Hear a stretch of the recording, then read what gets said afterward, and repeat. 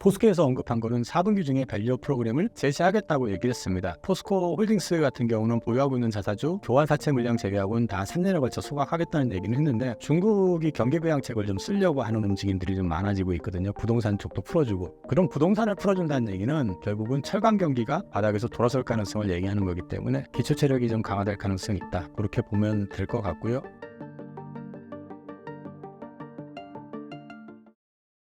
포스코와 에코프로 그룹주의 상황 어떻게 보시나요? 둘 다 캐진 구간에서 지금 헤매고 있는 건 마찬가지인데, 최근에 주가 흐름이 조금 달라진 건 있어요.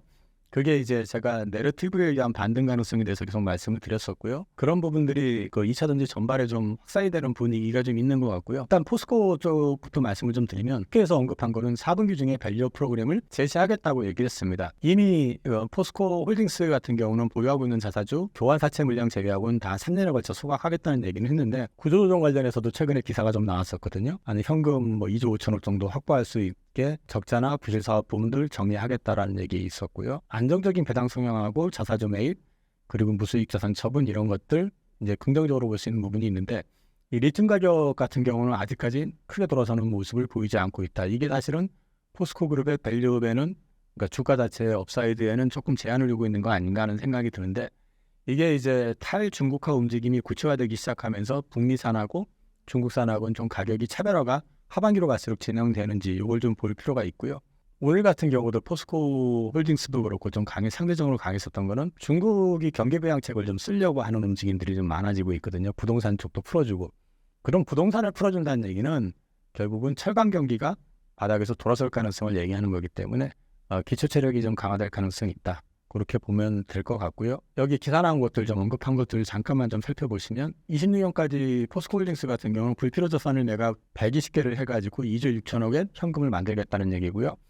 그러면 이 불필요 자산이라고 그러면 저수익 내지는 적자나는 사업 부문들을 정리하는 거니까, 이런 것들이 일단은 펀더멘탈은 좋게 만들어지는 그림이 될 것이고, 이런 것들하고 덧붙여가지고 이제 2차전지가 바닥에서만 조금 돌아서는 그림이 나오면은 전체적으로 포스코 그룹은 이제 바닥은 얼추 확인된 것 같으니까, 그리고 기본 펀더멘탈이 있기 때문에 여기서는 추가 급락 가능성보다는 좀 돌아서 터닝할 가능성을 좀 말씀드릴 수 있을 것 같고요. 에코프로 그룹 같은 경우는 이제 이동철 회장 출소하고 나서는 아직까지 특별히 경영국기라든지 이런 움직임은 없습니다만, 에코프로 그룹에 대해서 시장이 우려하는 것들 여러 가지가 있겠지만, 그 중에서 가장 큰 거는 아무래도 이게 대기업 그룹 계열사가 아니다 보니까, 이게 이제 캐진 구간에서 안정적인 자금 운영과 관련된 거, 얼마 전에 에코프로 HN 또 증자 얘기 나오면서 한번 또 크게 빠졌잖아요. 그래서 이제 그런 부분들에 대해서만 좀 확신이 좀 필요하지 않을까라는 생각이 있고요. 최근에 셀업체 주가 반등이 그 실적보다는 내러티브에 의해서 반등을 했던 거거든요. 그 내러티브와 관련된 것들은 이따가 뒤에 있으니까 설명드리면 될 것 같고, 근데 이게 아직 소재로 확산이 되진 않았지만은 이제 소재 쪽에서도 이제 이슈들이 나오고 있어요. LMFP 양극재형 개발했다든지, 또는 에코프로 그룹과 관련되어 있는 이제 전방 셀업체들 쪽에서 이제 변화가 좀 나타나고 있다든지, 이런 것들이 좀 언급이 되고 있기 때문에 그런 것들이 전체적으로 셀에 이어가지고 소재 쪽으로 내러티브가 확산될지 그걸 조금 보셔야 될 것 같고요. 그게 만약에 확산이 된다 그러면 여기서 조금 추가 반등 가능성이 있다라는 거고요. 이 내러티브 관련해 가지고 지금 바닥 가능성을 키우는 스토리라고 해서, 이건 제가 지난달에 갖고 왔던 자료입니다. 보시면은 ESS 시장, 그 다음에 이제 LFP 배터리를 엔솔이 수주했다는 거, 노스볼트 관련해서 수율 문제, 이거 다 말씀드렸던 거잖아요. 이런 것들이 이제 바닥을 좀 잡아주고 확인을 해주는 모양새들이 나오고 있다. 여기에 지금 독일에서 아마 지난주였나요? 그 자동차, 전기차 관련해서 이제 보조금 지급하는 것도 나왔거든요. 그럼 이런 것들이 어떤 펀더멘탈보다는 주변의 내러티브를 좀 안정화시키면서 바닥을 좀 확인시켜주는 그림이 나오지 않을까? 그래서 이제 상반기보다는 하반기에 대한 기대감은 내러티브에서 여전히 기대할 게 있다. 그리고 이게 현재는 셀업체 중심이지만은 이게 소재로 조금 확산이 된다 그러면, 아무래도 지금 포스코홀딩스나 포스코그룹이나 에코프로 그룹 같은 경우가 이제 소재업체 쪽이니까 여기에 조금 수혜를 받을 가능성이 있지 않을까, 그렇게 볼 수 있을 것 같습니다. 외국인들의 2차전지 매수 현황은 어떤가요? 외국인들 순매수가 그렇게 많지는 않았어요. 근데 주가로 보면은 순매수가 많았었던 회사가 LG에너지솔루션, 이게 71만 주, 꽤 많이 샀죠. 30만 원대 주식이니까. 근데 LG화학은 오히려 60만 주를 팔았고요. 에코프로하고 에코프로 머티리얼즈가 이제 44만 주, 91만 주, 에코프로 비암이 22만 주, 이렇게 이제 매수 들어온 게 있는데, 요거 말고 같이 기관 순매수 쪽을 보니까 밑에를 보시면 포스코홀딩스를 기관이 84만 주 샀고요. 삼성 SDI를 외국인들은 하나도 안 샀는데 기관이 45만 주를 매수하고, 특이한 건 LG에너지솔루션 같은 경우는 기관도 51만 주, 외국인도 71만 주 샀죠. 그럼 결과적으로 보면 주가 반등의 폭이 큰 거는 결국 외국인하고 기관이 동시에 산 주식들, 그런 것들이 바닥에서 돌아서는 게 좀 많이 돌아선 거 아니냐라는 생각을 하게 되고, 상대적으로 못 돌아선 회사를 보면 LG화학이나 이런 이제 주식을 좀 비교를 해보면 LG화학 같은 경우는 외국인들이 60만 주 팔았는데 여기 이제 기관은 31만 주 산 걸로 나오잖아요. 뭐 이런 것들은 주가 반등폭이 상대적으로 좀 미미했었죠. 그래서 이제 그렇게 보시면 될 것 같아요.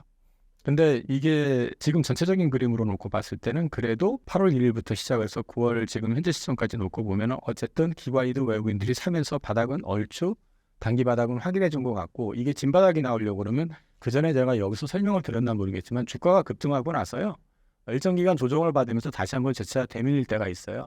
이 밀리는 시점에서 직전 저점보다는 좀 높은 데서 바닥을 확인을 해주면서 실적 내러티브가 나와주면 그때는 바닥을 확인했다라고 말씀을 드릴 수도 있을 것 같아요. 외국인과 기관이 2차 전지를 매수하는 이유는 무엇인가요? 이 매수하는 이유는 일단 첫 번째는 낙폭과대가 됐는데 그게 기관만 판 게 아니라 외국인하고 기관이 동시에 팔아댔거든요. 그러다 보니까 수급 자체가 빈집이었었고, 주가가 지금 많이 밀리기는 했지만 어쨌든 2,800 넘어서서 움직였다가 빠졌잖아요. 그럼 여기서 다시 되돌릴 때 외국인들이나 기관들 입장에서도 고공권 행진하는 것보다는 바닥에서 있었던 주식을 사는 게 상대적으로 좀 편했다라는 거죠.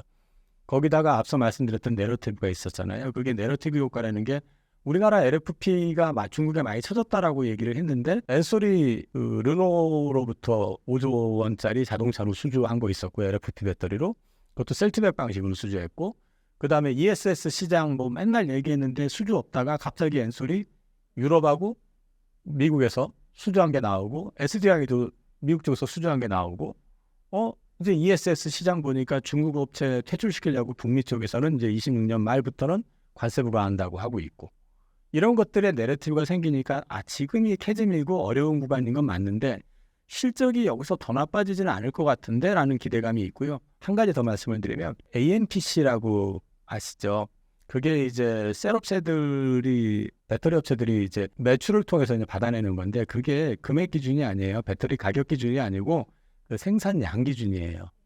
그 얘기는 배터리 가격은 굉장히 많이 빠졌잖아요. 그러니까 다들 AMPC가 엄청 줄었을 거라고 생각하잖아요. 그게 아니라 만들어내는 용량 기준이에요. 그러면은 AMPC는 그것보단 덜 줄었겠죠. 지금 25년에 좋게 보시는 분들 생각처럼 잘 나온다 그러면 AMPC 때문에 이익이 오히려 크게 나올 수도 있는 거죠. 그래서 최근에 셀업체들 주가가 좋은 이유가 그 기대감도 있는 거예요. 현재 주목할 만한 2차 전지 관련 기업 또는 섹터는 무엇인가요? 크게 봤을 때 쇼티지와 내러티브 이제 두 가지로 말씀드리는데, 쇼티지 쪽에서는 아무리 봐도 지금 현재 북미 쪽으로 봤을 때는 전해액 쪽은 현재 구조에서는 쇼티지가 날 수밖에 없다. 공장 만든다고 뚝딱거려가지고 몇 달 만에 만들어서 물건 내놓을 수 있는 게 아니거든요.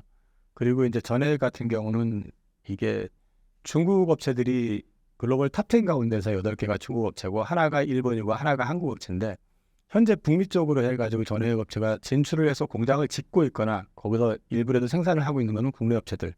그래서 이제 그 회사들이 내년에 만약에 이제 공장 가동들, 배터리 업체들 공장 가동이 본격화된다고 했을 때는 전해액 쪽은 쇼티지가 날 수밖에 없기 때문에 이쪽에 대한 기대감은 여전히 있다.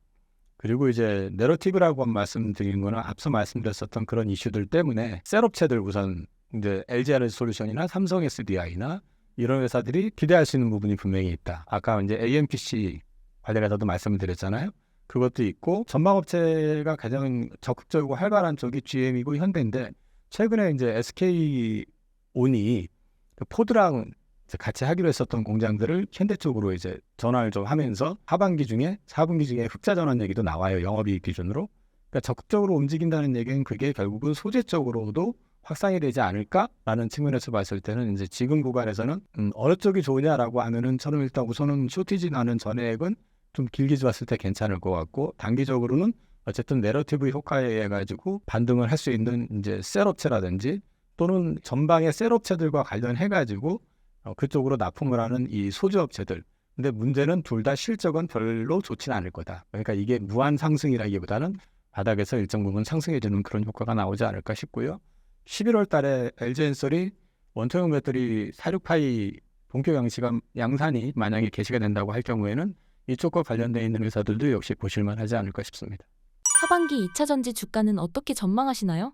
실적은 부정적, 그리고 내러티브에 대한 1차 바닥은 확인이 됐는데 앞서 말씀드린 것처럼 중요한 것은 조정기간에 재차 진입을 할 때 이 조정기간에서 이 저점을 갖다 첫 번째 저점보다는 위에서 당연히 있어야 될 것이고, 그 다음에 위에서 있는 상태에서 늘어지더라도 여기서 실적 관련해서 긍정적인 이슈들이 나와야 돼요. 그러니까 내년 실적에 대한 기대감을 업할 수 있는, 이제 예를 들어 가지고 자동차 업체에서 판매 목표라든지 이런 게 또 제시가 될 거 아니에요.